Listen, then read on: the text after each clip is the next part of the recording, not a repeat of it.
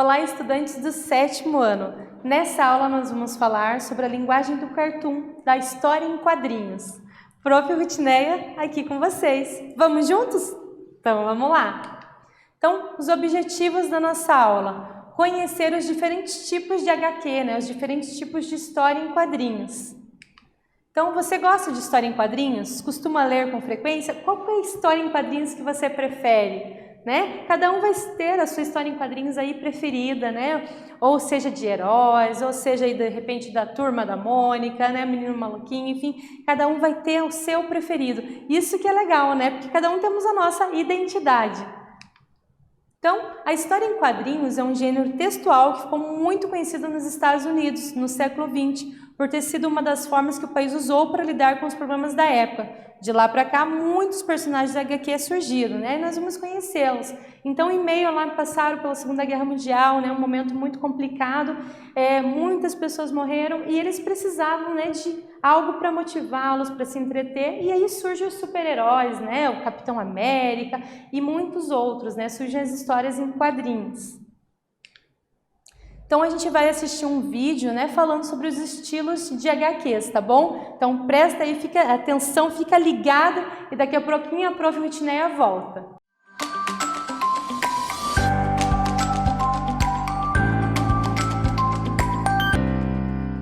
Existem no mundo 4 estilos de história em quadrinho, O estilo dos comics, o estilo que surgiu nos Estados Unidos, as graphic novels, também conhecidas anteriormente como os gibis europeus, o estilo mangá e o estilo cartoon. A Gibiteca de Curitiba tem 35 mil quadrinhos aproximadamente no seu acervo. E a gente distribui esse acervo aqui no espaço com uma sala com o tema, com cada um desses temas. Então, essa primeira sala aqui é a sala onde a gente guarda os gibis americanos, os gibis dos super-heróis. Os gibis dos super-heróis, eles são conhecidos porque geralmente ele tem os personagens mais super, mais estereotipados, assim, mais fartões, e são histórias que elas não começam e terminam na mesma edição. Geralmente ela é seriada, ela começa num número, continua na outra e tal. E, normalmente, os personagens são mais famosos que os autores, até porque, normalmente, os autores são uma empresa, como o caso, por exemplo, da Marvel. Então, a Marvel contrata lá uma pessoa para escrever, uma para desenhar, uma para colorir, e acaba que fica todo mundo meio anônimo, certo? Algumas exceções, Então, acaba que o título fica o nome do personagem, não tem tanto destaque do autor, certo? O que é diferente das graphic novels, Essa sala que a gente está aqui agora, tem as graphic novels. As graphic novels são revistas mais próximas do que é um livro de literatura, certo? Aqui os autores, normalmente, eles fazem, numa edição, uma história fechada. A gente tem aqui um exemplo do Corto Maltese, que é um personagem famoso, mas normalmente não é assim. Os personagens não se repetem, cada história tem um personagem diferente e acaba que, no geral, o autor se torna mais famoso que o personagem, como é o caso aqui do Hugo Pratt, que fez o Corto Maltese, mas fez várias outras publicações, certo? Essa que é a diferença do graphic novel. E as graphic novels também são publicações um pouco mais adultas, geralmente tem um tema um pouco mais complexo e tal, diferente dos super-heróis. Na outra sala que a gente tem ali, a gente tem os cartoons e os mangás. Os cartoons e os mangás são 2 estilos.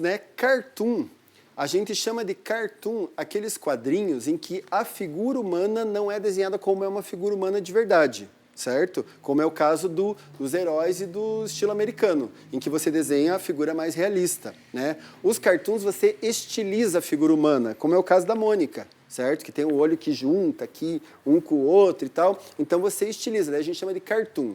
Normalmente os cartoons, eles são ou infantis ou cômicos, certo? Como, por exemplo, a revista Chiclete com Banana e tal, é um estilo cômico de cartoon, E também naquela sala, como eu comentei, a gente tem os mangás, que tem o exemplo do Naruto.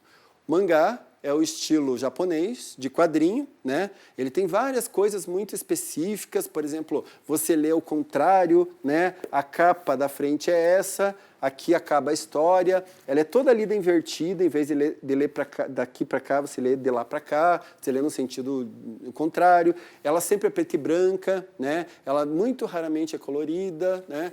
E ela tem todas umas especificações, assim, sabe? E é o estilo de quadrinho mais popular, né? Digamos assim, dentro de todos os modismos de quadrinho, né? É o que está mais em voga hoje em dia. E aqui, nesse último cantinho, a gente tem os quadrinhos paranaenses, né? Que a gente tem uma produção bem legal de quadrinhos aqui na nossa cidade, né? Que tem um exemplo, Bocas Malditas, que fala sobre lendas aqui da cidade de Curitiba. E a gente tem uma salinha à parte, onde nessa salinha a gente deixa os gibis raros, que são os gibis mais antigos que os anos 60, né? Em que lá você encontra, por exemplo, a revista Gibi, que até hoje em dia a gente chama Gibi de Gibi, porque era o nome dessa revista de 1920.